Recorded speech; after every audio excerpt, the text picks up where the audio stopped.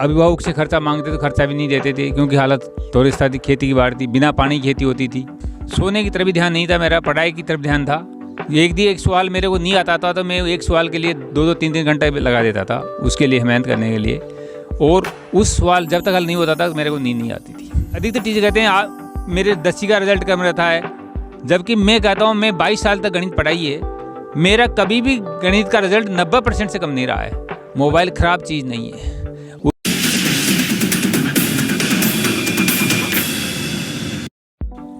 नौनपुरा गांव के एक ऐसे शख्स से हम आपको मिलाने जा रहे हैं जो कि गणित विषय के अंदर 1994 के अंदर बीएससी करके निकले और पूरे आसपास के 25 गांवों में से इकलौते यही थे जिन्होंने गणित विषय में बीएससी की उस समय पर। आइए जानते हैं उन्हीं की जुबानी उनकी संघर्षता की कहानी। नमस्कार, मैं पीयूष गौतम और आप देख रहे हैं स्वर्ण खबर। इस खास कार्यक्रम में जुड़ने के लिए आप सभी का बहुत बहुत धन्यवाद। हम आपको आज एक और संघर्षता भरी कहानी की ओर लेके जा रहे हैं, जहां पर हम जानेंगे मेघराज जी मीणा की जुबानी, उनकी कहानी। घर वालों को यही कहता था कि आप विश्वास रखो, मैं कड़ी मेहनत करके पढ़ाई करूँगा और गरीब घर का हूँ, लेकिन पढ़ाई में ललक बनाए रखी। तो पढ़ाई में ललक बनाई रखी और आज ये वाइस प्रिंसिपल है। आप वाइस प्रिंसिपल के पद पर हैं, क्या कहना चाहेंगे बच्चों से वाइस प्रिंसिपल तक के इस सफ़र के बारे में? मैं यही कहना चाहता हूँ कि कोई भी पद पे आदमी पूछ सकता है, लेकिन अपने मन में कुछ करने की भावना होनी चाहिए। बच्चा कमज़ोर हो सकता है, लेकिन मन के अंदर भावना होनी चाहिए मेहनत करने की। यदि मेहनत और नियमित, मैं कक्षा में नियमित जाता था, नियमितता मेरे अंदर थी। स्कूल में और काम सब छोड़ दे, लेकिन कक्षा को मैं नहीं छोड़ता था। कक्षा में नियमित जाने की मेरी ललक बनी रहती थी। कक्षा में नियमित जाना ये एक अच्छे पद तक पहुंचने का एक रास्ता है। नियमित कक्षा, नियमित अध्ययन, ये कहना चाह रहे हैं। दूसरी ओर हम जानना चाहेंगे, ये अपने गांव के पहले बीएससी के ऐसे विद्यार्थी हैं जिन्होंने गणित के अंदर 1994 में बीएससी किया और पहले टीचर बन कर के निकले। गणित में कैसे रुझान आया? मैं कक्षा 8वीं तक हमारे पास स्कूल थी, पैदल जाता था, पैदल आता था 3 किलोमीटर। कीचड़ हो या बरसात हो, गर्मी हो, सर्दी हो, लेकिन मैं नियमित जाता था। 8वीं पास करने के बाद मैं जब 9th क्लास के अंदर वहाँ नैनवा गया, तो वहाँ हमारे रिश्तेदार थे। उसने कहा कि यार गणित पढ़ा, तो गणित मेरी रुचि थी, तो मैंने उनके कहने से गणित विषय चुना और गणित विषय की पढ़ाई शुरू की। उस समय गरीब हालत थी, तो पढ़ने के लिए पैसे नहीं थे, ट्यूशन के लिए। तो हमारे मिलने जो साथी थे उनसे नोट्स लेकर हम गणित की पढ़ाई करते थे। लेकिन मैं नियमित 6-7 घंटे पढ़ाई करता था, उनके वो नोट्स लेकर रात भर के अंदर उतारता था। लेकिन कमी थी, लेकिन पढ़ने की कमी नहीं थी, मन के अंदर ललक थी, भाई हम करके देखेंगे। हमारे साथ वाले ट्यूशन जाते, लेकिन हमने बिना ट्यूशन सीनियर पास किए। उस समय पर भी ट्यूशन का चलन था। तो अब हम जानना चाहेंगे कि पारिवारिक बैकग्राउंड कैसा था आपका? परिवार में क्या परिस्थितियां थी उस समय पर? परिवार में परिस्थितियाँ बिल्कुल कमज़ोर थी। खर्चा, अभिभावक से खर्चा मांगते तो खर्चा भी नहीं देते थे, क्योंकि हालत थोड़ी सी खेती की बाढ़ थी, बिना पानी की खेती होती थी।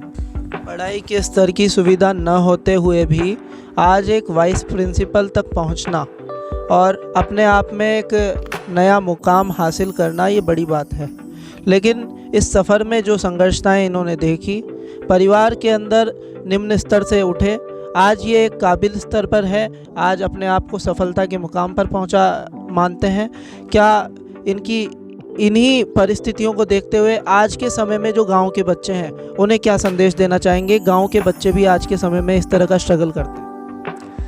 गांव के बच्चों को मैं ये कहना चाहता हूँ, यदि मन में पढ़ने की ललक हो तो कोई भी काम कठिन नहीं है, क्योंकि मन के अंदर लगन होनी चाहिए। यदि बच्चा कमज़ोर हो सकता है, लेकिन यदि मन में पढ़ने की इच्छा होगी तो आराम से आगे बढ़ा सकता है।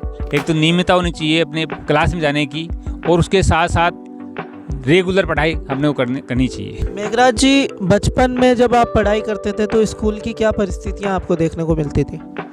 उस समय भी क्लास के अंदर वैसे पढ़ाई कम होती थी और गणित सब्जेक्ट वालों को तो ट्यूशन की आवश्यकता पड़ती थी, तो हमारे ट्यूशन की खर्चा नहीं था हमारे पास, तो हम और हमारे साथ वाले सब ट्यूशन पढ़ते, लेकिन हमने कभी ट्यूशन नहीं गया गणित सब्जेक्ट बिना ट्यूशन के। लेकिन मैंने हमारे साथियों का सहयोग लेकर, हमने उनके नोट्स लेकर हमने पढ़ाई की, क्योंकि मन में भावना बनी हुई थी कि हम कैसे भी आगे बढ़ना है, लेकिन चाहे मेहनत करनी पड़ो। मैं पढ़ने में थोड़ा वीक तो नहीं था, मीडियम साइज का था, लेकिन सुविधा नहीं होने के कारण पढ़ने की लालसा थी और ज़्यादा पढ़ाई करता था, आवश्यकता से ज़्यादा। बच्चों को लगता है कि गणित विषय बहुत ही कठिन होता है और गणित विषय पढ़ने में रुचि भी बहुत कम रहती है, लेकिन आप एक अनूठे शख्स हैं जो कि गणित विषय में अपनी रुचि बनाए रखे। तो कैसे, मतलब आप जो सम सॉल्व करते थे उनमें कैसा आपको लगता था, अच्छा लगता था, क्या आपकी परिस्थितियाँ थी? गणित में वैसे मेरी पढ़ने की ललक थी गणित के प्रति। यदि गणित विषय वैसे मेहनत मांगता है तो मैं मेहनत में मेरे पास कमी नहीं थी, मेहनत में करता था। सोने की तरफ भी ध्यान नहीं था मेरा, पढ़ाई की तरफ ध्यान था। एक सवाल मेरे को नहीं आता था तो मैं एक सवाल के लिए 2-2 3-3 घंटे लगा देता था उसके लिए, मेहनत करने के लिए, और उस सवाल जब तक हल नहीं होता था मेरे को नींद नहीं आती थी। गणित के सवाल जब तक हल नहीं होते थे तब तक नींद नहीं आती थी। मेघराज जी, मैं जानना चाहूँगा गणित के सूत्रों को याद करने का कैसा आपका ट्रिक रहता था उस समय पर, और आज के समय पर बच्चों को क्या संदेश देना चाहेंगे गणित के सूत्रों को याद करने का? गणित के सूत्र, यदि हम गणित के सूत्रों को एक नोट्स कॉपी में लिखें और कॉपी में लिखकर यदि उसका डेली अभ्यास करें तो हम आराम से याद हो जाता है, लेकिन मौखिक याद नहीं होता है गणित के सब्जेक्ट। गणित को थोड़ा लिख कर यदि हम याद करते हैं तो वह लिखने से थोड़ा जल्दी याद होता है और सॉल्यूशन करने में सुविधा रहती है। सूत्र यदि हमें अच्छी तरह याद है तो गणित के सवाल करने में कोई दिक्कत नहीं आती है। गणित सब्जेक्ट प्रैक्टिस मांगती है। गणित सब्जेक्ट प्रैक्टिस मांगती है, तो इसी प्रैक्टिस के चलते आज ये एक सफल मुकाम पर हैं। और आज भी क्या आप गणित के प्रति इतने ही जागरूक हैं? क्या कुछ नया सीखते हैं, सिखाते हैं? हाँ, आज भी मैं गणित के प्रति इतना सब जागरूक हूँ। गणित के टीचर क्लास के अंदर पढ़ाने में परेशान होती है कि हमारा रिजल्ट कमज़ोर रहता है, लेकिन आज भी मेरे को गणित पढ़ाने में भी मज़ा आता है। जब मैं क्लास में जाता हूँ तो बच्चे आनंद लेते हैं, क्योंकि मेरी रुचि ऐसी है। गणित के सब्जेक्ट उनका रिजल्ट कम रहता है, अधिकतर टीचर कहते हैं मेरे 10वीं का रिजल्ट कम रहता है, जबकि मैं कहता हूँ मैं 22 साल तक गणित पढ़ाई है, मेरा कभी भी गणित का रिजल्ट 90% से कम नहीं रहा है। मतलब 10 साल तो 100% गया है और 90 से कम कभी रिजल्ट रहा ही नहीं मेरे सब्जेक्ट का। आज कभी पर ट्रेनिंग में हम जाते हैं तो वहाँ पूछते हैं कि गणित का रिजल्ट कम रहता है, जबकि मैं वहाँ खड़ा होकर मैं अभी भी बोलता हूँ कि गणित का रिजल्ट कभी भी 90% से कम मेरा नहीं रहता है। तो वह भी मतलब कहते हैं आप क्या करते हो भाई, कैसे देख लो, मेरी क्लास आकर देख सकते हो आप कि आपका रिजल्ट किस कारण से ऐसा रहता है। और जो गणित के जो टीचर्स हैं उनको क्या संदेश देना चाहेंगे, किस तरह से उन्हें बच्चों से जुड़ाव रखना चाहिए? मैं तो गणित के टीचर को यही संदेश देता हूँ कि बच्चों से आप उनकी भावना समझे, उनको निम्न स्तर से पढ़ाना शुरू करें। गणित को बच्चों की निम्न स्तर से पढ़ाना शुरू करें और हाई स्तर की ओर चले। अब जबकि आजकल टीचर क्या कर रहे हैं, उसको हाई स्तर पर ले जाते हैं तो बच्चे सीख ही नहीं पा रहे हैं, उनको गुणा ही नहीं आ रहा है, उनको बड़े बड़े सवाल हल कराने हैं। तो उनको निम्न स्तर से ऊपर की ओर चले तो गणित कोई कठिन नहीं है, सब विषय नहीं है। गणित कोई कठिन विषय नहीं है, लेकिन फिर भी बच्चों के अंदर एक डर सा बना रहता है, डर बना रहता है। क्या आप मानते हैं डर रहता है गणित? हाँ बिल्कुल, बच्चों के अंदर डर रहता है। मेरे को तो विश्वास है कि 20 साल से मैंने गणित पढ़ाई है, मेरी क्लास में कभी बच्चों को डर रहा ही नहीं। डर बच्चों के अंदर डर है ही नहीं, बच्चे गणित में आनंद लेते हैं। और बच्चों जो मैंने जिस क्लास को पढ़ाया है गणित, वो बच्चे आज भी मेरे को याद करते हैं कि सर आपने हमारे गणित की हिचक की दूर कर दी और आज अच्छी सी पोस्टों पर गए हुए बच्चे हैं। 3rd डिवीजन पास होने वाले बच्चे भी आगे जाकर कम्पिटिटिव फाइट कर लिया उन्होंने गणित में अच्छी पढ़ाई की इसलिए। ये थी गणित की बात। अब हम जानेंगे इनके पर्सनल जो इनका जीवन रहा वो किस तरह से संघर्षों में रहा। गणित विषय में तो इनका संघर्ष आपने देखा ही, लेकिन अभी जो वर्तमान इनकी जो परिस्थितियां हैं इनमें ये किस प्रकार से संघर्ष करते हुए दिखाई दे रहे हैं। धार्मिक भावनाओं से भी ये ओतप्रोत दिखाई देते हैं, रामचरितमानस का ये पाठ करते हुए दिखते हैं। तो वही हम सब इनसे जानेंगे कि क्या कहना चाहेंगे।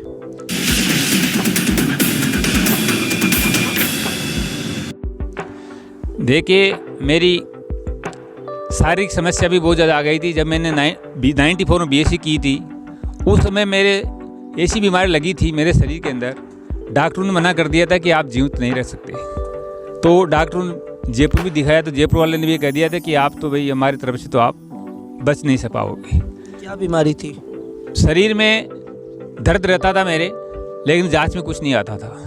तो उस बीमारी की वजह से मैं परेशान था। और उसके बाद मैं धार्मिक भावना में जुड़ा और 94 से मैंने हनुमान चालीसा पढ़ना शुरू किया।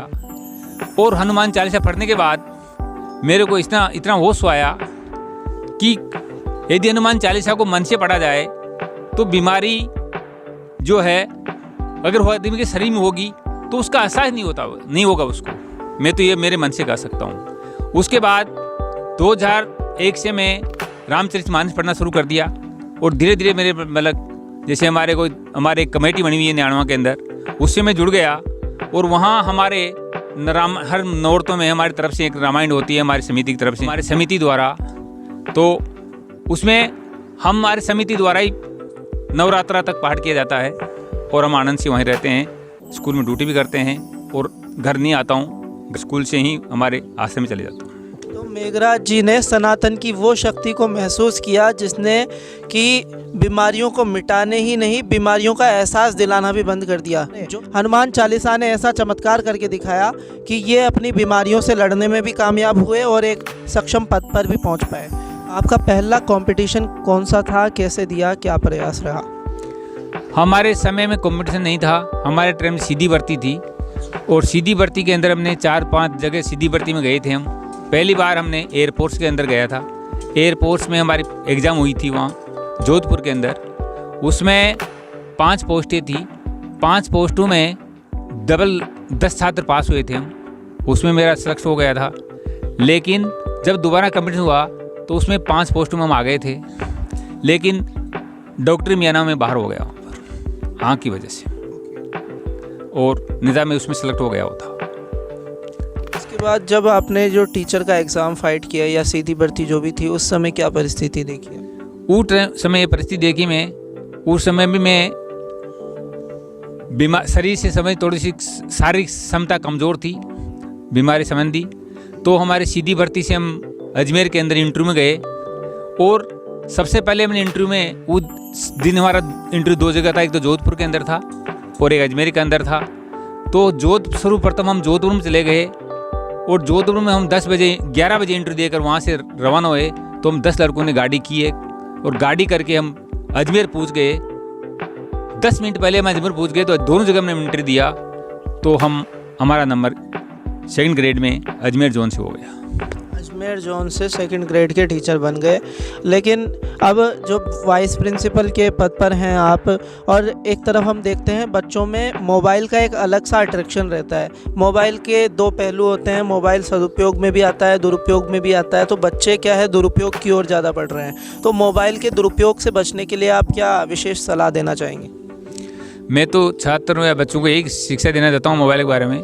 मोबाइल ख़राब चीज़ नहीं है। उसका ख़राब चीज़ कब है, उसका दुरुपयोग करे तब ख़राब है। मोबाइल में अधिकतर शक्तियाँ अच्छी की है, बुरे गुण तो यदि हम अच्छे गुणों को मोबाइल सीखे तो मोबाइल आज के युग के लिए मोबाइल बहुत बढ़िया चीज़ है। बच्चों के लिए आज अच्छी सुविधा है, बच्चा कोई से भी कठिन सवाल हो या कोई कठिन प्रश्न हो उसको आसानी से हल कर सकता है। मोबाइल ख़राब नहीं है, लेकिन मोबाइल का बच्चों को सही शिक्षा नहीं देना ही मोबाइल के लिए खतरनाक हो रहा है। मोबाइल का उनको गलत चीज़ों का बारे में मोबाइल बच्चों को थोड़ा अभ्यास नहीं होता है। आपके विद्यालय में भी मोबाइल के प्रति जागरूक किया जाता है बच्चों को? हाँ, हमारे बच्चों को वहाँ मोबाइल के बारे में बताया जाता है। मोबाइल बच्चों के पास स्कूल में नहीं लाने के लिए मना है, लेकिन घर पर मोबाइल हम कहते हैं घर पर मोबाइल रखो। उनको हमने व्हाट्सएप ग्रुप से जोड़ रखा है और व्हाट्सएप ग्रुप्स के द्वारा जो भी संदेश होता है, कोई अच्छी चीज़ है उनको हम भेजते हैं, यहाँ से हमारे टीचरों के द्वारा भिजवाते हैं। मेघराज जी, आपने कोरोना का दौर तो देखा ही होगा, तो उस समय पर किस तरह से डिजिटलाइजेशन, जिस तरह से शिक्षा का हुआ, तीव्रता से हुआ, जो कि पहले ऑफलाइन थी लेकिन ऑनलाइन आने का एक माध्यम बन गया कोरोना का समय। उस समय किस तरह की परिस्थितियां आपको देखने को मिली? आपकी जो टीम मेंबर्स थे, टीचर्स थे, उनको किस तरह से पढ़ाना पड़ा, क्या था? कोरोना पूरे भारत के अंदर एक बुरा दौर आया था, शिक्षा के प्रति भी आया था, लेकिन उस समय में राजकीय माध्यमिक विद्यालय काबरा के अंदर पोस्टिंग थी मेरी। हमने गवर्नमेंट की तरफ से स्कूलें बंद करवा दी गई थी, बच्चे स्कूल नहीं आए। लेकिन मेरे मन के अंदर ये ललक थी, क्योंकि मैं संस्था प्रधान था वो टाइम सेकेंडरी स्कूल का, तो मैं बच्चों की कैसे भी बच्चों की शिक्षा बच्चे कमज़ोर नहीं रहे, तो मैं अलग से कक्षा लगाता था उनका। एक मकान किराए के रूम में ले लिया अलग से, और एक एक क्लास को बुलाकर हम डेली उनकी क्लास लेता था। तो हमारे स्कूल में बच्चों की पढ़ाई को हमने कमज़ोर नहीं होने दिया। तो ये कोरोना के समय में जो संघर्ष था वो इन्होंने बताया। अब हम जानना चाहेंगे सर कि नई शिक्षा नीति जल्द ही भारत में लागू होने जा रही है, उसको लेकर के क्या कुछ तैयारियां हैं? नई शिक्षा नीति भारत सरकार द्वारा पूरे देश के अंदर लागू की जा रही है। नई शिक्षा नीति एक अच्छी, हमने अखबारों के माध्यम से पढ़ा है, एक अच्छी नीति है, क्योंकि इसमें क्षेत्रीय भाषा में पढ़ाई कराई जाएगी। क्षेत्रीय भाषा, अपनी भाषा में बच्चे जैसे घर में बोलते हैं वही पढ़ाई बच्चे को स्कूल में पढ़ाई जाएगी।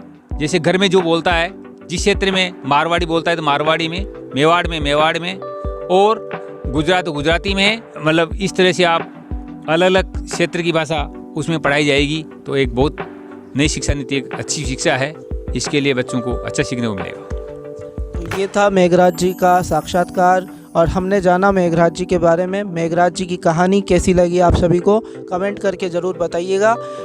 अगले वीडियो में एक नई कहानी के साथ हम मिलेंगे, तब तक के लिए धन्यवाद और नमस्कार।